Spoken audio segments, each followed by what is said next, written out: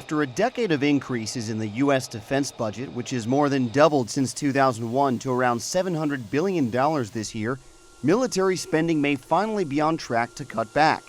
The debt ceiling agreement signed into law this month by President Obama aims to cut defense spending by about $325 billion over the next 10 years, which could mean trouble ahead for scores of Illinois defense suppliers and the thousands of workers they employ. This program is not only important to our suppliers, Hamilton Sundstrand and Lockheed Martin, but to our great country, so that we can continue to provide highly technical jobs for those who will work on this airplane for decades to come.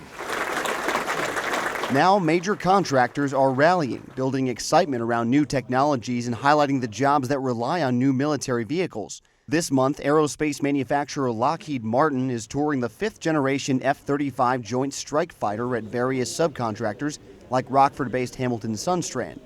With a budget of $10.2 billion, the F-35 was the largest and most expensive military vehicle program in 2011 and is now the subject of several independent deficit reduction studies. There are 45 companies that make parts of the F-35 in Illinois, most of which are here in the Chicagoland area. That's more than 5,500 direct and indirect jobs on the line.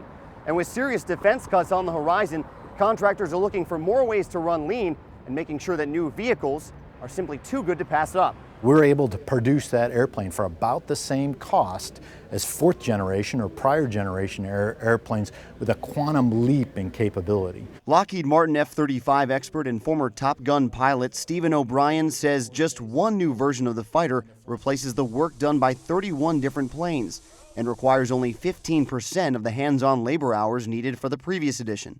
Those innovations give both O'Brien and Illinois manufacturers confidence that contracts will be renewed. We think essential programs like F-35 that can actually accelerate and reduce the reliance on older systems that are much more expensive to maintain are the right path forward to get to a smaller, more efficient, and highly capable Air Force.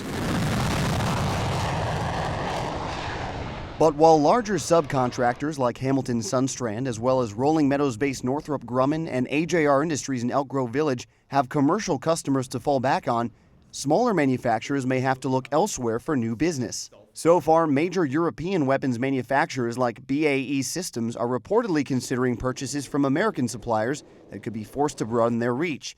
Over the next 6 years, Lockheed Martin estimates that 50% of the new F-35s in production will be bought internationally. We've got a lot of folks out there that Congressman Bobby Schilling of Illinois' 17th District says that while there's fat to be trimmed, investing in military technology is not just another line item to be cut. If we can't defend the United States of America, and that's our constitutional job as members of Congress, nothing else matters. This is not going to go away. Terrorism's not going to go away. The Middle East is not going to stop doing what they're doing. I think it's probably one of the safer jobs to be in, to be quite forward. And as Illinois manufacturers await potential further cuts from Congress in the coming months, the expectation is that keeping military contracts will be a battle. Here in Illinois, we've got the river, the rail, the roads, the hardest working people in America reside right here in this great state.